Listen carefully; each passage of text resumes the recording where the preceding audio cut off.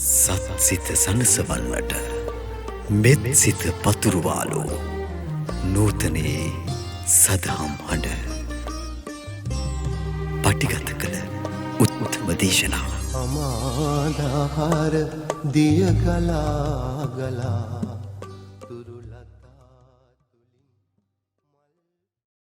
සතර සතිපට්ඨානයේ ප්‍රායෝගිකව ගිහි ජීවිතය තුලදී වඩන ආකාරය සරල උදාහරණ මගින් පැහැදිලි කරලා දෙන්න කියලා. කායානුපස්සනාව, වේදනානුපස්සනාව, චිත්තානුපස්සනාව, ධම්මානුපස්සනාව කියලා. මේ අනුපස්සනා හතරක් තියෙනවා වඩන්න. මනසේ සීනුවණින් යුතුව සිහි කරලා බලන්න තියෙන කාරණා හතරක්. මේ කාරණා හතර තුලින් මේ කාය කියන වචනේ වෙන්නන කොටසක් තියෙනවා. මේ සතර මහා භූතයන්ගෙන් සකස් වෙලා ඒ සකස් වුණු සතර මහා භූත කොටස් අප්‍රමාණයක් එකතු වෙලා හටගන්න යම් යම් දේවල් තියෙනවා මේ මනුස්ස ලෝකේ නැත්නම් මේ සියලු ලෝකවලම සතර මහා භූතයන්ගෙන් හටගත් දෙයින් සකස් වුණු යමක් ඇත්නම් ඒවා ඔක්කොම කාය සතර මහා භූතයන්ගෙන් සකස් වෙච්ච රූප කාය. හැබැයි මේ තුල තියෙන වැදගත් දෙයක් ඔක්කොම බලන්න දෙයක් නැහැ. බැලිය යුතු දෙයක් තියෙනවා මුල පටන්ගෙන හොයාගෙන. ලෝකේ කොච්චර කායේ තිබුණත් සතර මහා භූතයන්ගෙන් සකස් වෙච්ච විවිධාකාර දේවල් දකින්න තිබුණත් මොනවද ඒවෙන් තිබිලා තියෙන්නේ හැදිලා තියෙන්නේ? සතර මහා භූතයන්ගෙන් ඇහැ හැදිලා තියෙනවා. කන හැදිලා තියෙනවා. නාසය, දිව, කය කියන මේ ටික හැදිලා තියෙනවා. ඒ වගේම ඒවට ගෝචර වෙන රූප, ශබ්ද, ගන්ධ, රස, ස්පර්ශ කියන මේ නිමිතිත් ඒ ඉන්ද්‍රියන්ට ගෝචර වෙන කොටස. ඒ නිමිති හට ගැනීමට හේතු වෙන බාහිර ලෝකයක් ඔය කියන සතර මහා භූතයන්ගෙන් හටගෙන කායයන්ගෙන් හටගෙන තියෙනවා. දැන් අපිට බුදු පියාණන් වහන්සේ කායානුපස්සනාව වඩන්න කියලා පෙන්වුව තැනක් තියෙනවා. යං ලෝකේ පිය රූපං සාත රූපං ඉත්තේසා තණ්හා ඉත්ත උප්පජ්ජමානා උප්පජ්ජති ඉත්ත නිවිසමානා නිවිසති. මේ තෘෂ්ණාවක් තියෙනවා. මේක තමයි මේ ලොකු ප්‍රශ්නේ. සසරට ඇදලා දාන බැඳලා දමන පළවෙනි කාරණේ තියෙන්නේ උතන. දුකට හේතුව තියෙන්නේ උතන. ඔන්නේ තෘෂ්ණාව යම් තැනක හට ගන්නවා නම් ඒ හට ගන්න තැනත් ඇයි එතන ඒක හටගන්නේ? ඕක දැනගෙන දැකලා ඒක නැති කරන ක්‍රමයේ තීරුම් අරගෙන ඒ ක්‍රමයේ අනුගමනය කරලා නැති කරගත්තොත් දුකට හේතුව නැති කරගත්තා වෙනවා. එන්න තෘෂ්ණාව නැති කරගත්තා වෙනවා. ඉතින් මේ තෘෂ්ණාව කීකේ හිටියට කොහෙද හටගන්නේ? කොයි තැන්ද ඒවට හේතු වෙන්නේ කියලා විග්‍රහ කරලා තේරුම් ගත්තේ නැත්නම් අපිට පුළුවන්කමක් නැති වෙන තෘෂ්ණාව හටගන්න තැන් ටික හොයාගන්න. ලෝකේ හටගත්තා කියන වචනේ ඉස්සෙල්ලා අපි දකින්න ඕනේ ওই ටික. මේ ආර්ය විනයේ ලෝකේ කියන්නේ දුක්ඛ ස්කන්ධය. විවිධ ක්‍රමවලින් ලෝකේ විග්‍රහ කරනවා. ආර්ය විනයේ ලෝකේ යම් තැනක පංචකාමයක් ඇද්ද? ඒ කාමයට කියනවා ආර්ය විනයේ ලෝකය. මේක ක්‍රමයක්. යමක් හේතු කොටගෙන දුකක් ගොඩ නැගිනවද? අන්නේ දුක්ඛඳ ගොඩ නැගින්නා වූ යමක් ඇත්නම් ඒකලත් මේ ආර්ය විනයේ ලෝකය කියනවා. මොනවද මේ දුක්ඛඳ ගොඩ නැගින්නේ? ඇහැ නිසා, කන නිසා, දිව නිසා, නාසය නිසා, දිව නිසා, කය නිසා, මන නිසා. ඒවා තමයි මේ මුල් වෙන්නේ ප්‍රධාන ස්විච් එක. ආසාවන් ගොඩනගන්න හේතු වෙන ප්‍රධාන මූලස්ථාන. කොච්චර රූප තිබුණත් ඇහැ සම්බන්ධ වෙලා තමයි ඒවේ ආස්වාදයන් එන්නේ. කොච්චර ශබ්ද ලෝකේ තිබුණත් කන සම්බන්ධ කරලා තමයි ආස්වාදයන්ට ඇදලා ගන්නෙ. ඇදෙන්නේ. කොච්චර සුගන්ධවත් දේවල් ලෝකේ ප්‍රියමනාප සුගන්ධවල් තිබුණත් නාසය සම්බන්ධ කරගෙන තමයි ඒව ආග්‍රහණ ආස්වාද විඳින්නේ. කොච්චර රසයි කියන දේවල් ලෝකේ තිබුණත් දිව සම්බන්ධ කරගෙන තමයි රස කියන ඒවා ඉන්නේ ආස්වාද විඳින්නේ. ප්‍රිය ස්වභාවය මధుර ස්වභාවය අපි ලබන්නේ ඕවෙන්. පහස දෙන වස්තු කොච්චර ලෝකේ තිබුණත් මේ කය නැමැති ඉන්ද්‍රියෙන් තමයි මේ පහස ලබන්නේ. මොන සුන්දර මානසිකත්වයක් ලෝකේ ගොඩනගන්න හැකියාව තිබුණත් මන කියන ඉන්ද්‍රිය නිසා තමයි ඔය ඇදලා අරගෙන ආස්වාදේ ලබන්නේ. රූපාස්වාද, ශබ්දාස්වාද, ගන්ධාස්වාද, රසාස්වාද, පොට්ටබ්බාස්වාද, ධර්මාස්වාද කියලා. මේ ආස්වාද ඉවන හයක් තියෙනවා විදිහට ලෝකෙ පිළිබඳව. ඔන්න ඔය හය නිසා තමයි ප්‍රිය ස්වභාවයක්, මధుර ස්වභාවයක් අපිට දකින්න හම්බෙන්නේ දැනෙන්නේ. අන්න ඒ මුල් කරගෙන තමයි, ඒ ඇසුරු කරගෙන තමයි තණ්හාව පහළ වෙන්නේ, පවතින්නේ. ඉතින් ඉස්සෙල්ලාම හොයාගන්න ඕනේ අනිත්‍ය වශයෙන්, දුක්ඛ වශයෙන්, අනාත්ම වශයෙන් බලන්න ඕන ඔය ටික. මොකක් නිසාද? ඒ ප්‍රියමනාපයක් ඇති කරන්නා වූ ආස්වාදය හරි වැදගත් කියලා දෘෂ්ටියක් ඇති වෙනවා. ඒ ප්‍රිය ස්වභාවය, මధుර ස්වභාවය ඇති නිසාම අනිත් ඒව ඇසුරු කරන්න නැත්නම් කොච්චර හොඳද? මෙහෙම අදහසක් එනවා. එහෙම අදහසක් නැත්නම් ලෝකේ මොනවා තිබුණාද මොකටද කියලා අදහසක් එන්නේ ඊළඟට. ඇස් දෙක අන්ධ වෙලා නම් මේ ලෝකේ කොච්චර ලස්සන ඒවා තියෙනවා කිව්වම මට මොකටද? කන් දෙක බිහිරි වෙලා නම් මේ ලෝකේ කොච්චර මිහිරි හඬ තියෙනවා කිව්වත් මට මොකටද? නාහෙට ගඳ සුවඳ දැනෙන ස්වභාවයක් ඇති ඉන්ද්‍රිය දුර වෙලා නැති වෙලා ගියා නම් ඉම්බට මොකුත් දැනෙන්නේ නැත්නම් කොච්චර සුගන්ධයක් තිබුණත් මට මොකටද? දිවට මොකුත් රස දැනෙන්නේ නැතුව ගියා නම් එහෙම. රස දේවල් කොච්චර තිබුණත් ඇති වැඩේ මොකද්ද? මට අදහස ඉන්නේ ඔහොමයි. ශරීරයට කිසිම ස්පර්ශයක් දැනෙන්නේ නැතුව ගියා නම් එහෙම. ලෝකේ කොච්චර ප්‍රියමනාප ස්පර්ශයක් දැවුණත් මට මොකටද? ලබන්න බෑනේ. හිතරත් ඕන දේවල් හිතන්න බැරුව ගියා නම් කොච්චර මනෝරාජ්‍යයන් වල සුන්දර මානසිකත්වයන් තිබුණත් මොකටද? Tamanටම තේරෙනවා. ඒවා නිරුපද්‍රිතව හොඳට තියෙනවා නම් ඒවට අරමුණු වෙනවා නම් ඒවා නිසා ගොඩ නැගෙන්නා වූ ප්‍රිය ස්වභාවයක්, මధుර ස්වභාවයක් වෙත බැඳිලා ඒවා හොඳයි කියන නිගමනයක් එනවා. ඊ ආස්වාදේ කොච්චර වටිනවද? එහෙම නිගමනයක් එන්නේ මොකක් නිසාද? ඊ ආස්වාද වටිනවා කියලා හිතා ඉන්නේ වටින නිසාද කියලා බැලුවේ නැති නිසායි. වටිනවයි කියලා හිතා ඉන්නවා. වටිනවද කියලා දැක්කේ නැති නිසා. ඇයි දැක්කේ නැත්තේ? විද්‍යාව නැති නිසා. එහෙනම් මොකද්ද තිබුණේ? අවිද්‍යාව. මෙන්න අවිද්‍යාවේ ලක්ෂණය. ලෝකේ හරි වටිනවා. ලෝකේ වටිනාකම යන්තරමක් දැනෙනවා නම් ඒ තරමට ඔහු ළඟ අවිද්‍යාව නැగిලා. Tamanට මොනවා හරි ලැබුණොත් හිතලා බලනවා. මගමැති වුණොත්, ජනාධිපති වුණොත්, සිටුවරයෙක් වුණොත්, කෝටිපතියෙක් වුණොත්, ලෝකේ පළවෙනි කෝටිපතියා වුණොත්, මට මේ සම්පත් ලැබුණොත්, එහෙම හිතලා බැලුවොත් එහෙම අනේ වැඩක් නැහැ.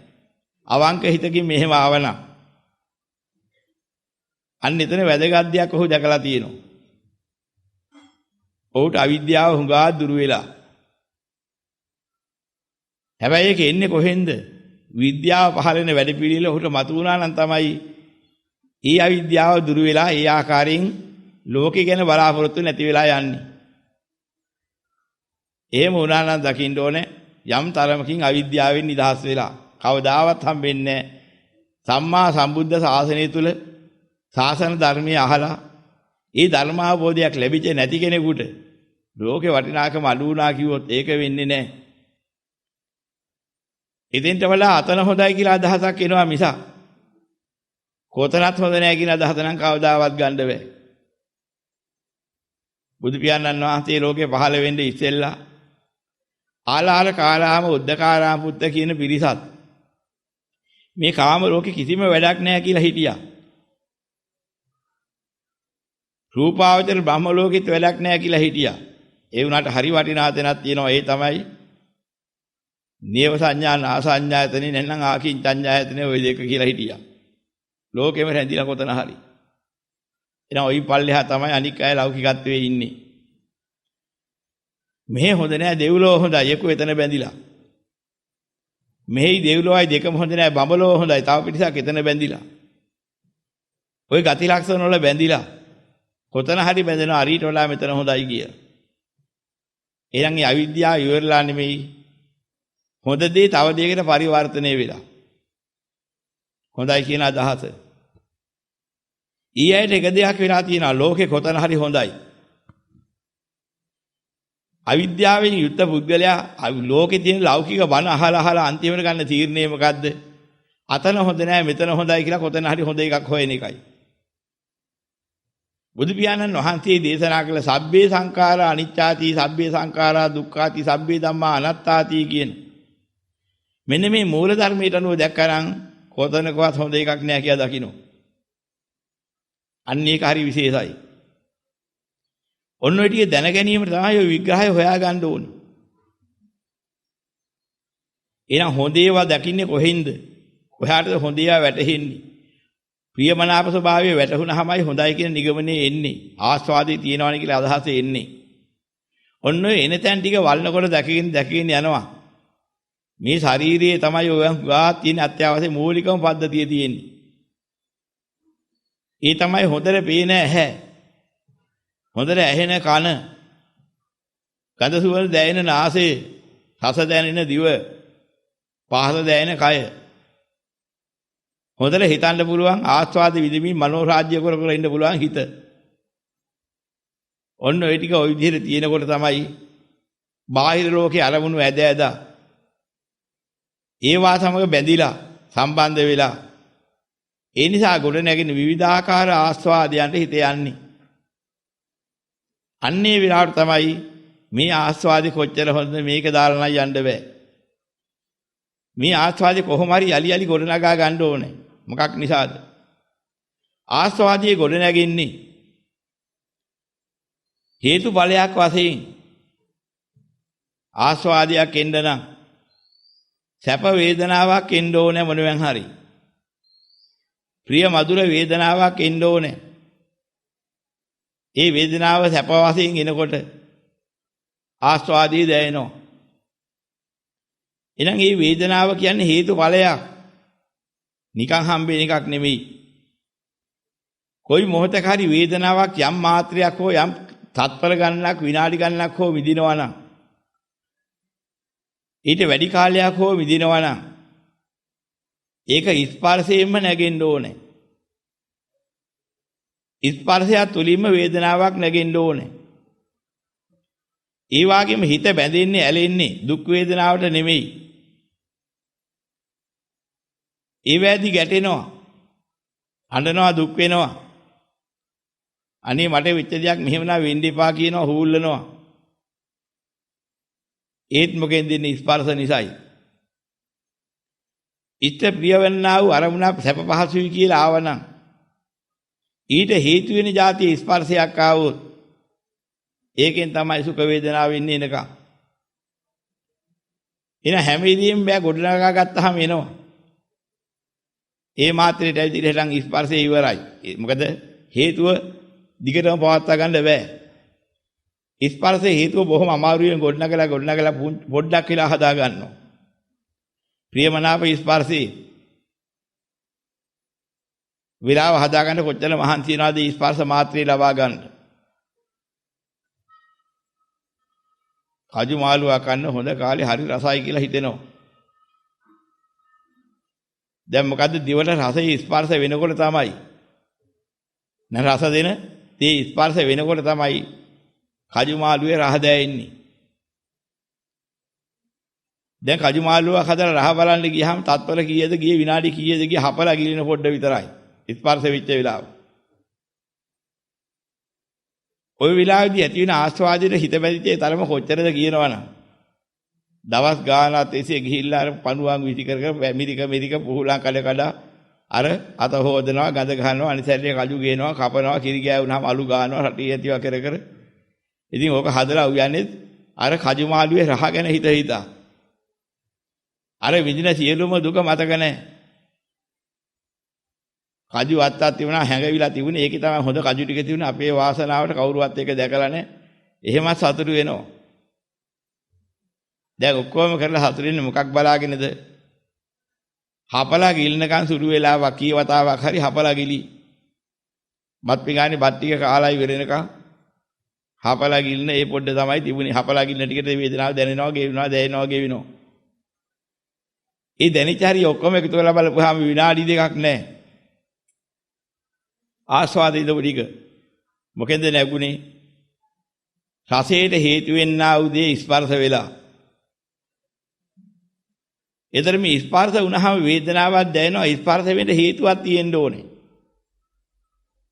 මොකේ ස්පර්ශ වෙලාද කුමක් ස්පර්ශ වෙලාද මේ රහ දැවුනේ කජු මාළුව දිවට ස්පර්ශ වෙලා දිව නිරුපද්‍රිතව තියෙන්න ඕනේ රහ බලන්න පුළුවන් විදිහට ප්‍රාණවත් ඒ වෙලාවේදී ඒකේ ගැලපෙන්න හදාගත්ත හොඳ කජු මාළුවකුත් තියෙන්න ඕනේ දෙකේ කර තියෙනකොට දිවට තියන ඒක හපනකොට දිවේ ගෑවෙනකොට ගෑවෙන මොහොත ටිකක් වෙලා රහ දැවෙනවා අපි දකින්නේ එච්චරයි නමුත් ඒක ගැඹුරු පැත්තක් තියෙනවා ඒ රහ දැනෙන ක්‍රමේ අරමුණ ස්පර්ශ වෙලා ඒ ස්පර්ශය නිසා වේදනාවක් හටගෙන සුඛ වේදනාවක් ඇති වෙලා ඉතින් ඒ හැඟීමටක දැනිලා සංඥා චේතනා ඒකාග්‍රතාව මානසිකාර ආදී වශයෙන් තියෙන චෛතසික කිනේව හැදිලා හිතා ගොඩ නැගිලා අර ආයතන නිසා ඒ ගොඩ නැගුණේ සකස් වෙන ක්‍රමයක් තියෙනවා ඉන්ද්‍රිය නිසා ඉන්ද්‍රිය මුල් කරගෙන මෙන්න මේකට අවශ්‍ය කරන කාරණා ටිකට මේ ඇහැ තියෙන්න ඕනේ කන තියෙන්න ඕනේ නැත්නම් ඒ වගේ දිව නාසය ශරීරය කියන මේ ඉන්ද්‍රිය තියෙන්න ඔහොම ආස්වාදයක් එනකොට ඒ සුඛේ විඳ ගන්න කොච්චර දුක් විඳලා හරි తాවකාලික මොහොතට කොච්චර හිත වැදිලා තියනවාද කියලා හිතනවනම් ඒ සියලු දුක් ඉවසලා සත්ෝසින් ඉවසනවා අර පුංචි මාත්‍රේට ඒ මාත්‍රේ මතක් වෙන ගානේ විදින දුක යටපත් වෙනවා අන්න එහෙම එකක් මහ පුදුමාකාර දෙයක් තියෙනවා ඔය රස මාත්‍රයන්ට ඒවා හොඳයි කියලා නිතරම හිතනවා සසරේ අප්‍රමාණ කාලයක ඉඳලා හිතාගෙන ආවේ මොකද්ද ඒවා නරකයි කියලා නෙමෙයි අර දුක ඔක්කොම විඳින්නේ හොඳ එකක් බලාගෙනනේ ඒ තරම් වටිනාකමක් ලෝකේ තවත් නැහෙනි යන්තරම දුක් විඳනනම් අර රස මාත්‍රේ ඊට වඩා වටිනවනේ මෙන්න මෙහෙම අවිද්‍යාවේ නිගමනයක් දීලා තියෙනවා ආස්වාදයේ වටිනවා කියන ඔන්නේ වටිනවා කියන නිගමනේ තමයි අවිද්‍යාව කිව්වේ අවිද්‍යාවේ ලක්ෂණය ඕකයි දැන් මොකෙන්ද මේ වටිනේවා ගන්නෙ ඇහැ නැත්නම් කන නැත්නම් නාසය නැත්නම් දිව නැත්නම් කය නැත්නම් මන නැත්නම් ඔය එකක්වත් ගන්න බෑ ඒවා ලබා ගන්න තියෙන ඉන්ද්‍රිය හයට ලෝක සත්‍යය හරි කැමති ඉන්ද්‍රිය හය හොඳ හින්දා නෙමෙයි ආස්වාදීට ඔය හය නැතුව බැරි හින්දා ඒ වගේ මේ ආස්වාදී දෙන මූලස්ථාන හයට ඒවා ලබා දෙන්න අරමුණු දෙන්නේ මොනවැන්ද ඒවා මගේ කරගෙන අර ආස්වාදයේ ගෙනත් දෙන කාරණා හය මම කරගෙන අප්‍රමාණ සංසාරයේ පටන් මම මගේ දෙකක් හදාගෙන ආවා එහෙනම් මමයි මගේ කියන්නේ අවිද්‍යාවේ නිගමනය කිව්වේ ඔන්න ඕකට දැන් මොකද්ද මේ අපි එන්නේ එකින් එක හොයාගෙන මේ කයේ හැටි බලන්නේ ඇයි අපිට මේ කයක් හම්බ වුනේ ඇයි මේ කය පවත්තන්න ආසා මෙන්න මේකයි මේ හොයාගෙන යන්නේ ඇයි ප්‍රිය කරන්නේ කයට ඔන්න ඔය ටික ලබා දෙන වස්තු නිසා ඒවල හරි කැමැති අපි හොඳ දෙයක් දැක්කොත් මගේ වස්තුව කියනවා ඒ වස්තුව කියන්නේ හරි ආදරය කරන හොඳ දෙයකට හිතාගින්න එකට හොඳයි කියලා එනිසා චක්කු මගේ වස්තුව, චක්කු වස්තු. සෝතය කන මගේ වස්තුව, සෝත වස්තු.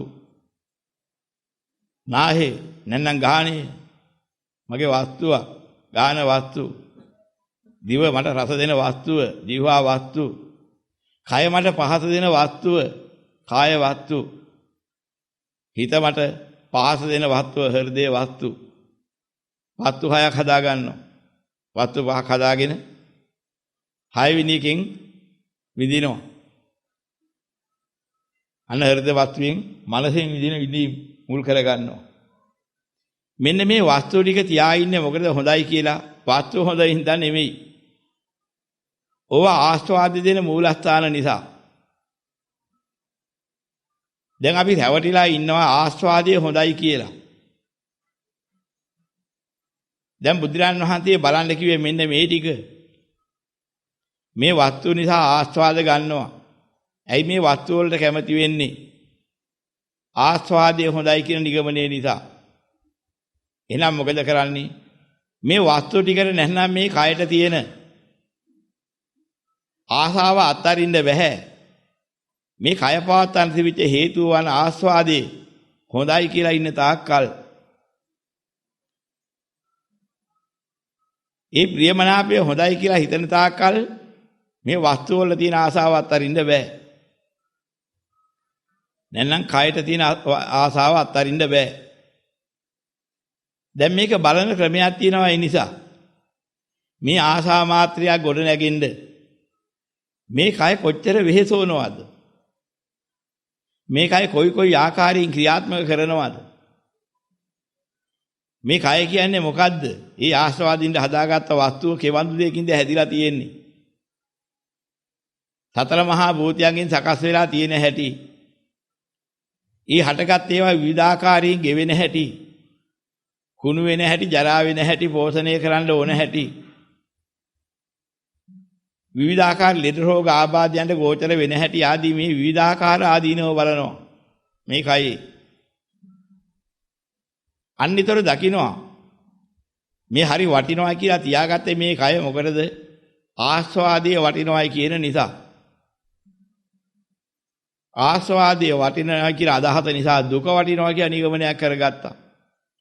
නමුත් මොනවද මේ කය කියලා එකතු කරගත්තේ? දුක්ඛ ස්කන්ධේ. එන එකතු කරගත්තේ මොකක් නිසාද? හේතුවක් උඩ. නිකන් නෙමෙයි. කොච්චර කිව්වත් අහක් කරන්න හිතෙන්නේ නැහැ. කොච්චර දුක් විඳා. කොච්චර ලෙඩ වුණත්. කොච්චර බඩගින්නේ හිටියත්. මොන විදිහේ අසනීප හැදුනත්. මොන විදිහේ දුක් කරදර ආවත්. කොච්චර වැහැරුණත්. බෑ අතහැරලා නම් බෑ අතහස වෙනවා. ඇයි මේ අදහස එන්නේ? ඒවා වටිනවා කියන නිගමනය නිසා. ඇයි වටිනවා කියන නිගමනය ආවේ? ඒවා මුල් කරගෙන ආස්වාදයේ විඳින්න හම්බෙච්ච නිසා. අන්නේ ආස්වාදය මොකද්ද? වටිනා දෙයක්ද? ඔන්න ඕකයි බලන්න කියලා පෙන්නුවේ. අන්නේ ආස්වාදද ගෙන දෙන දෙයක හැටි බලන්න ඕනේ. අන්න එතකොට දකින්නවා මේ ආස්වාදයේ ගෙන දෙන්නේ. ඒ ආස්වාදයේ කියන්නේ මොකද්ද? වටිනවා කියලා ඇයි තැන දුන්නේ ඒකට? ඒක දෙන ආස්වාදයේ දෙන වටිනා දේ මොකද්ද? ගත්තා මොහොතක ස්පර්ශයක් ලැබුවා, ස්පර්ශය ලැබුව වේදනාවක් ආවා, වේදනාව ගෙවිලා ගියා, ඉවරයි. මොනවද ඉතුරු කළේ? සැනසුම ලබා දුන්නාද?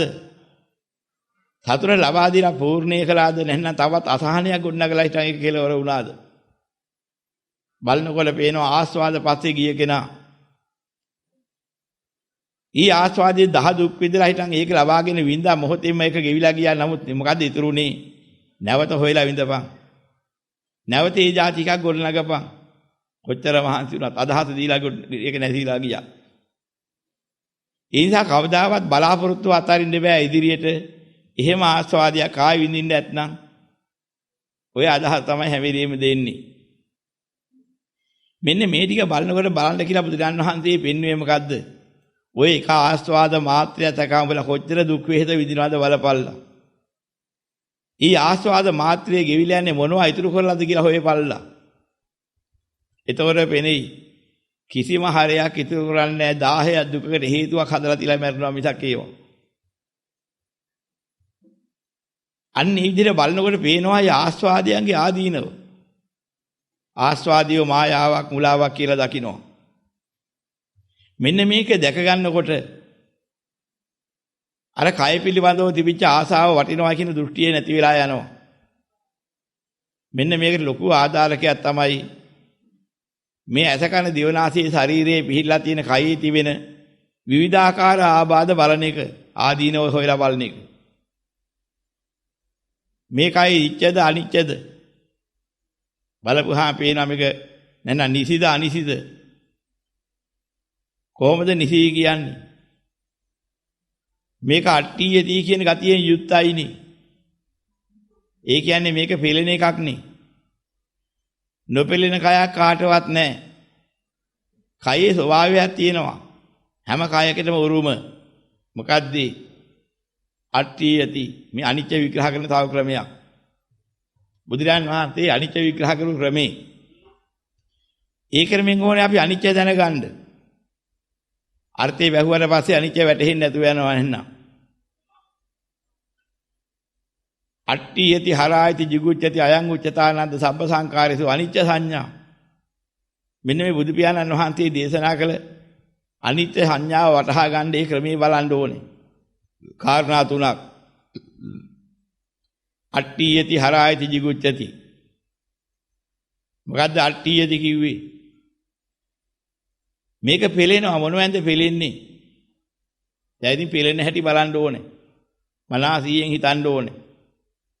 මේ කය මොනවැන් පෙලෙනවා? දැයි මේ ඇඳුම් අරන් පොරවගෙන ඉන්නේ උදේට එහෙම. සීතලෙන් පෙලෙනවනේ. ඇයි පවංග ගහ ඉන්නේ? උස්නේන් පෙලෙනවනේ. ඇයි කෑම කන්නේ හොය හොය පැන පැන? ඉක්මන් කරලා දියන් බඩි කිනි කියන්නේ. බඩ සායින් පෙලෙනවා. අනේ යකෝ දිව ගිල්ලෙන් දෙනවා ඉක්මන් කරලා වතුර ටිකක් දියන්. මොකටද? පිපාසයෙන් පෙලෙනවා. මෙන්න අනිත්‍ය ලක්ෂණ. අට්ඨියති කියන්නේ ඕකයි. ස්ථිර නැහැ කියන නෙමෙයි පෙන්වුවේ හුඟක් එහාට බලන්න තියෙනවා. මේ කයේ හැටි බලන ක්‍රමයක්. මොකද යන්නේ බේ ටිකක් අරන් ඉන්නේ ඇයි? ලෙඩෙන් පෙලෙනවා. මොකද ඔළුව අල්ලගෙන ඉන්නේ පාත් කරගෙන. ඉතේ කැක්කුමයි. ඔළුව කැක්කුමෙන් පෙලෙනවා. මොකද පපුව අල්ලගෙන පපුවේ කැක්කුමෙන් පෙලෙනවා. මොකද බඩ අත ගගා බඩේ කැක්කුමෙන් පෙලෙනවා. ඇයි ඔය යටි බඩ අත ගගා ඉන්නේ? යටි බඩ කොර වෙලා පෙලෙනවා.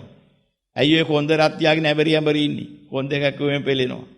ඇයි ඔය කකුල අත ගගා ඉන්නේ හන්දි අත ගන්න? අනේ බලන්නකෝ හරි වැඩේනේ ආතරයිටිස්ලු. මොකෙන්ද? දනිස් කැක්කුම හන්දි කැක්කුමෙන් පෙලෙනවා.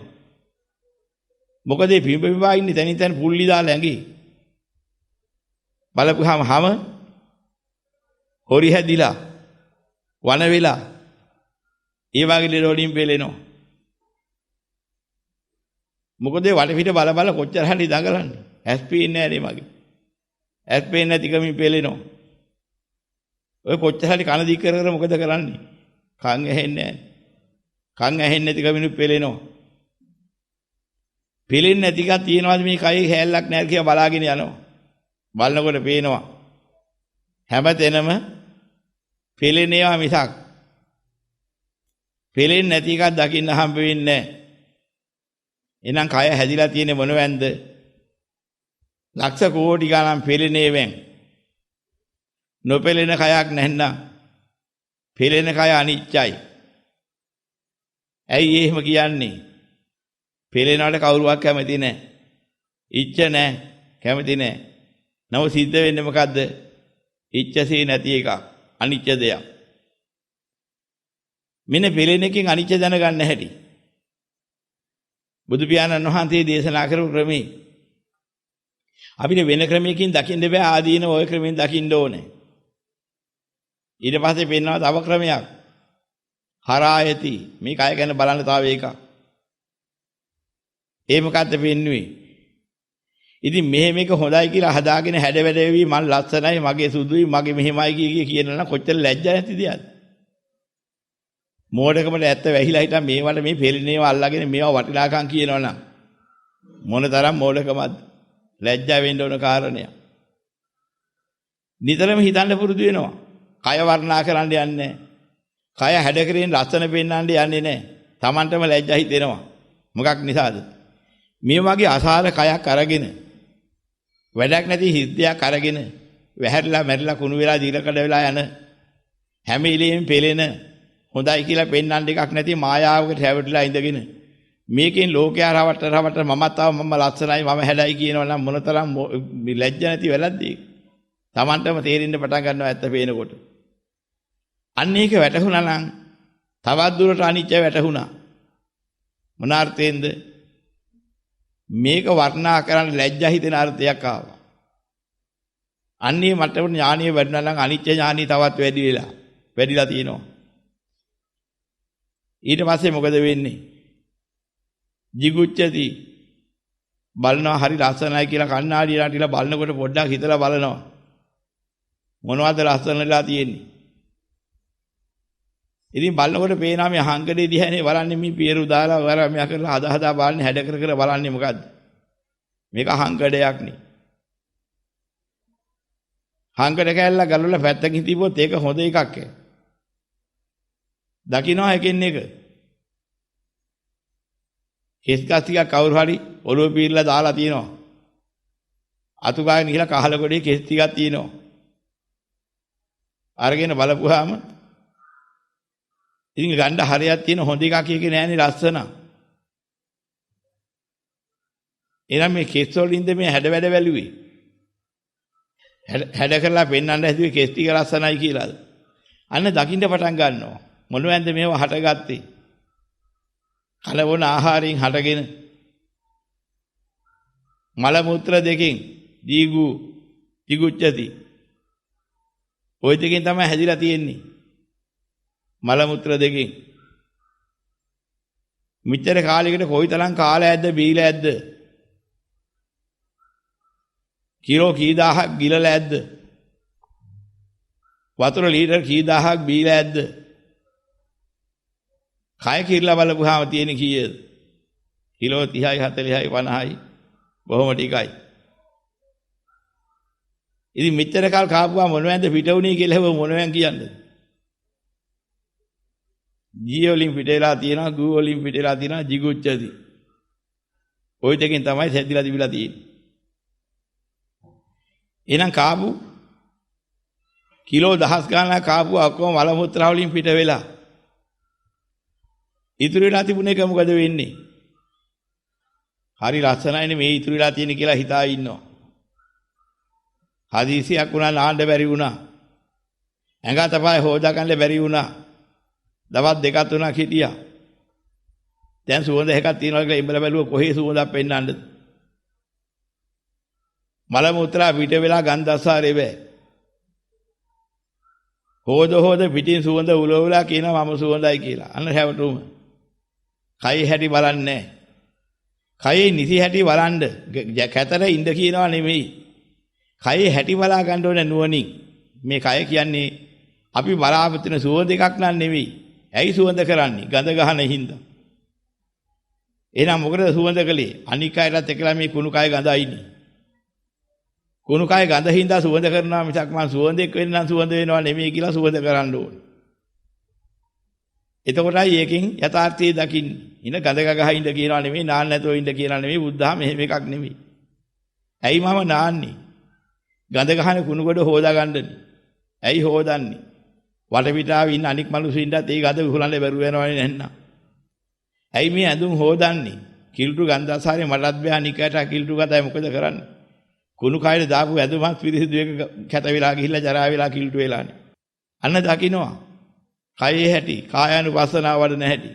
දැන් මොකද්ද කරන්නේ එහෙම බල අන්න කයේ ස්වභාවයේ යථාර්ථයෙන් දකින්නවා. මල මුත්‍රා ගොල්ලා කාන්තිනේ මැරිලා ගියාය දකින්නවා. තරුණ කාලේ මැරෙනවා, ළමා කාලේ මැරෙනවා.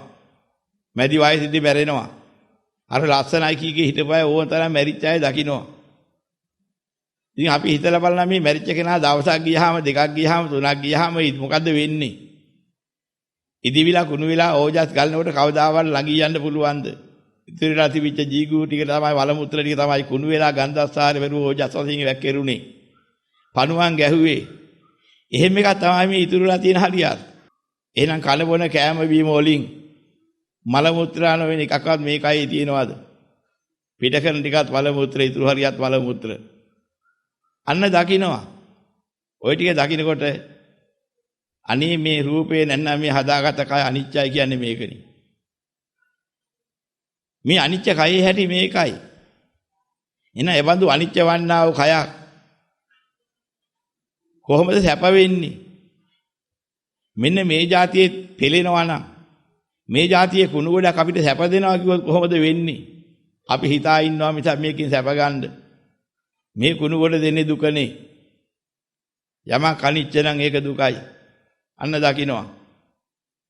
ඉතින් මේ දුක විඳ විඳ මේක ගොඩනගනගා හිටියොත් ලැබෙච්ච සාරත්වය මොකද්ද? ලැබෙන සාරත්වයක් නැහැ. 100ක් අවුරුද්දක් වුණු වතුරලා ඉදියට නලා හිටියත් කකා හිටියත් මොනවා කරත් අන්තිමට මොකද වෙන්නේ? මහ පොළොවට කුණු වෙලා පස්සේ පණුවන් ගහලා දිර්ලා හිටන් ඉවර වෙනවා මිසක් අසාරකයක්ම තිබුණා මිසක් සාරකයක් නම් හම්බෙලා නැහැ.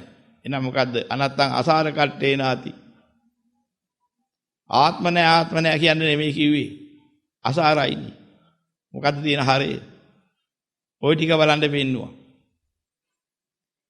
ආත්ම කියන එක ඔය වෛදික කියන කොටසක් හිටියා.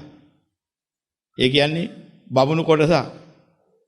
ඒ බමුණු කොටසගේ අදහසක් ඔය ආත්ම කියන කතාව. ඕක අපිට බුදුදහමට තිබිච්ච එකක් නෙමෙයි.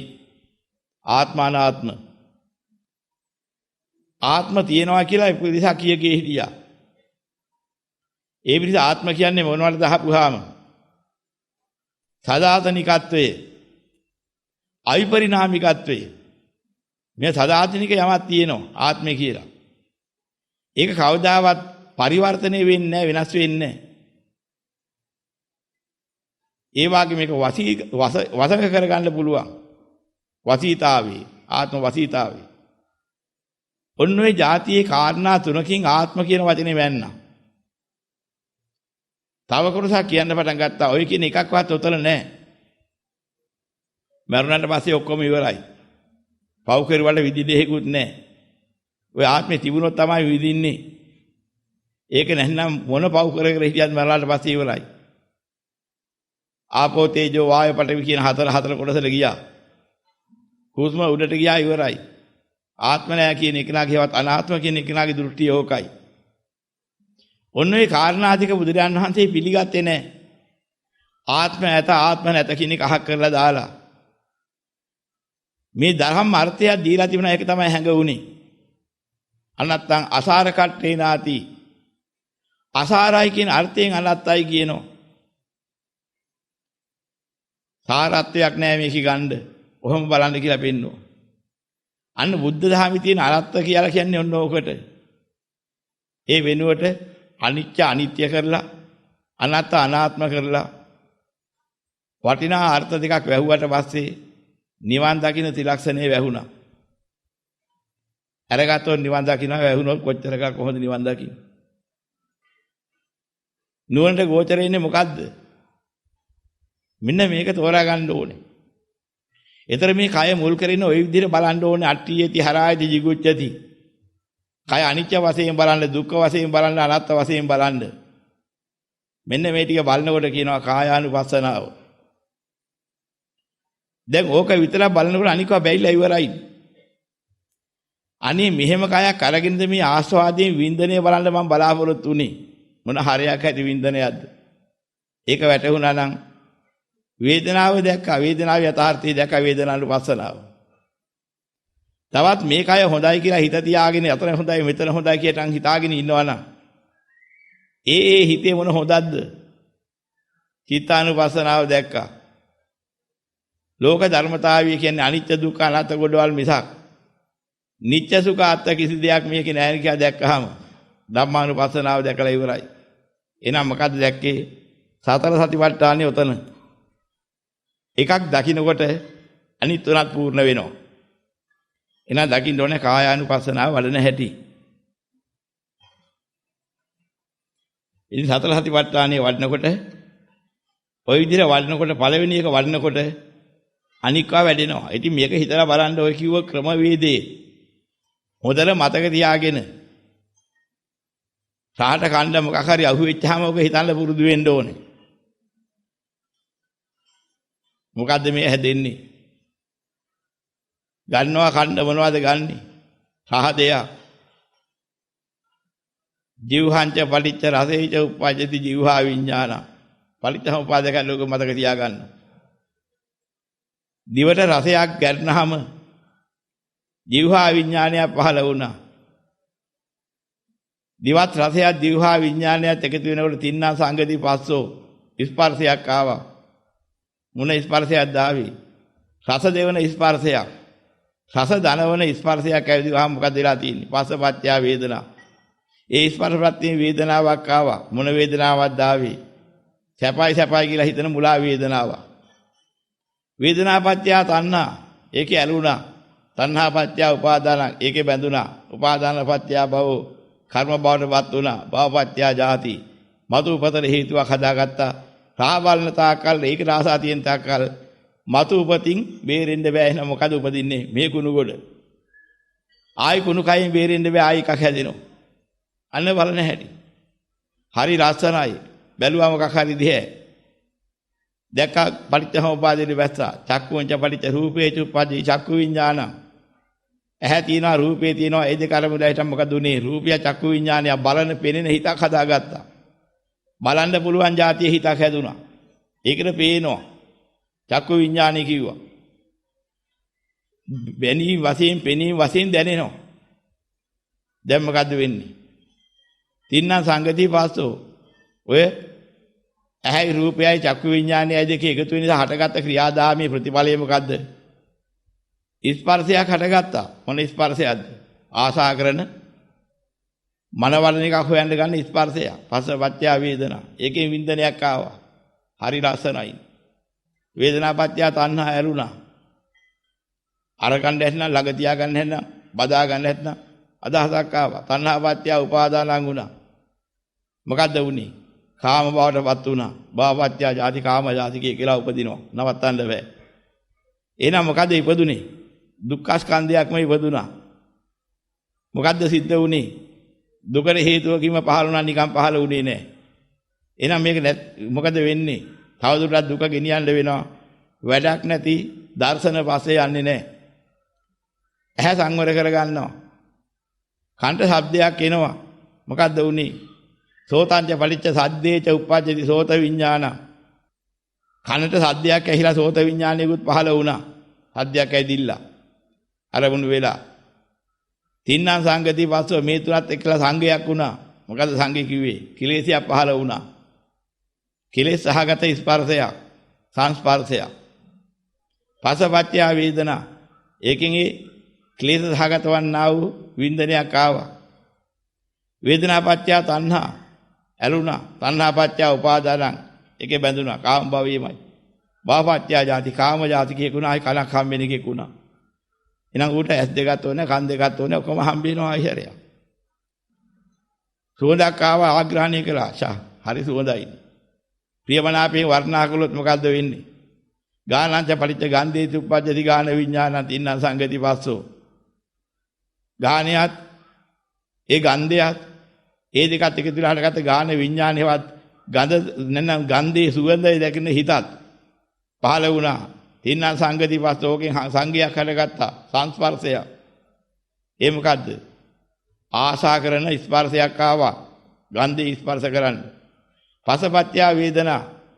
අන්න එකෙන් හටගත්ත ආග්‍රහණය මුල් කරත් වින්දනේ. වේදනාපත්‍ය තණ්හා ඒ කියන උපාදානපත් තණ්හාපත්‍ය උපාදාන ඒකේ බැඳුන උපාදානපත්‍ය භව. එහෙනම් කාම ගන්ධය කියලා හිත බැඳුනා. භවපත්‍ය ජාති කාම ජාතිකයක උපන්නා. ඔය තින් තාකල් ජාතිය නතර කරන්න බෑ. දිවට රසයක් එනවා. හරි මරු රසේ. හිත හිතා විදිනවා තලු ගගහ. මොකද වෙන්නේ? ජීවහංච පටිච්ච රසේති උපපච්චේ ජීවහා විඥානං තින්න සංගති පස්සෝ. ආපු හැටි බලනවා. දිවත් රසයත් මුල් කරගෙන ජීවහා විඥානය පහළ වෙලා ওই තුනේ නිසා ඇති වුණ ආස්වාදයක් ඇද්ද? ඒ ස්පර්ශයේ සංස්පර්ශයයි නැත්නම් රස වෙදීමකට ගත්ත සංස්පර්ශයක්. ඒකෙන් මොකක්ද උනේ? සම්පස්සජා වේදනා, පසපත්‍ය වේදනා කියලා පහළ වුණා. ඒකෙන් මොකද්ද හිතන්නේ? වේදනාපත්‍ය තණ්හා, තණ්හාපත්‍ය උපාදාන. තණ්හා උපාදාන නැගුණ රතේ මුල් කරගෙන.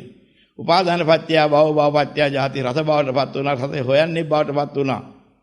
රස හොයන ජාතියක කියලා හිටන් මනස පිහිටියා කර්ම භවයේ. මෙන්න මතු භවයට හේතු වෙන්නා වූ කර්ම භවයේ ගොඩ නැගෙන හැටි. කයට පහසක් ලැබෙනවා. අනේ මෙහෙම පහස කොච්චර සුවද? යලි යලි විඳින්න ඇත්නම් අදහසක් ඇති කරගත්තාම කායංච පලිච්ච පොට්ටබ්බේව උප්පජ්ජති කාය විඥාන. කයයි ස්පර්ශයයි කාය විඥානය ඇතුණක් හටගත්තා. තින්නම් සංගති පස්සෝ. ඔය තුනේ තියෙන ක්ලේශය මුල් කරගෙන ස්පර්ශයක් හටගත්තා සංස්පර්ශය. පසපත්‍ය වේදනා ඒකෙන් ආස්වාද විඳින විඳනයක් ආවා. ඒක හරි ප්‍රියයි වේදනාපත්‍ය තණ්හා ඇලුනා.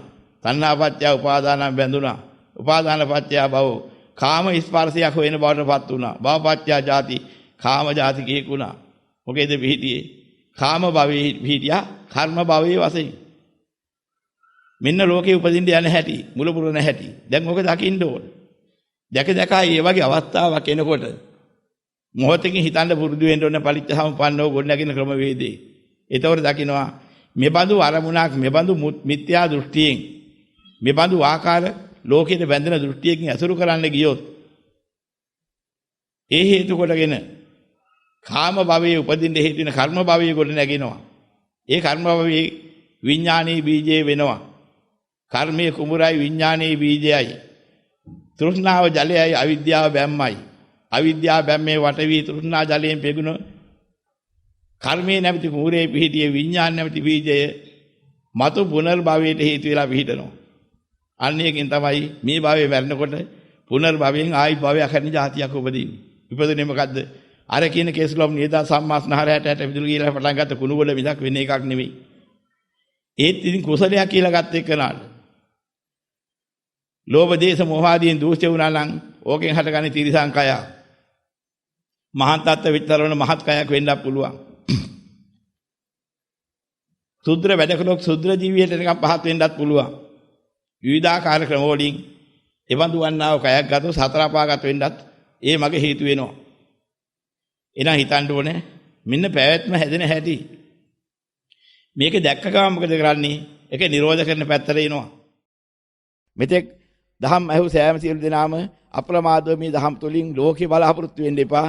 නිවන බලාපොරොත්තු වෙන කටයුතු කළා අප්‍රමාද නිවන් දකින්න අදිෂ්ඨාන කරගන්න සෑම සියලු දෙනාට යහපතක් වේවා.